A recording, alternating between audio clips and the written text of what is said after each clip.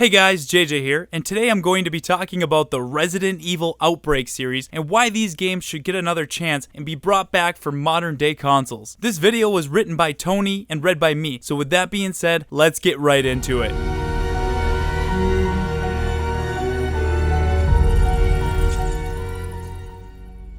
Many fans over the last few years have been very vocal about seeing a return of the Outbreak series to modern day systems, and with the online support the way it is today, it would be the perfect time to bring them back. The Outbreak games came out at a very interesting time in Resident Evil's history. The Resident Evil series dominated during the PlayStation 1 era with titles like Resident Evil 1, the fan favorite Resident Evil 2, and the amazing follow-up Resident Evil 3. Then when it came time for the PlayStation 2, what did we get mainstream-wise? Well, we got some ports, which was great because Resident Evil Code Veronica X and Resident Evil 4 got some extra content, but nothing really new there. We got everybody's favorite Resident Evil Dead Aim. I'm just kidding. Some liked it, some didn't, and that was okay, I guess. Sorry, but my dance card is full.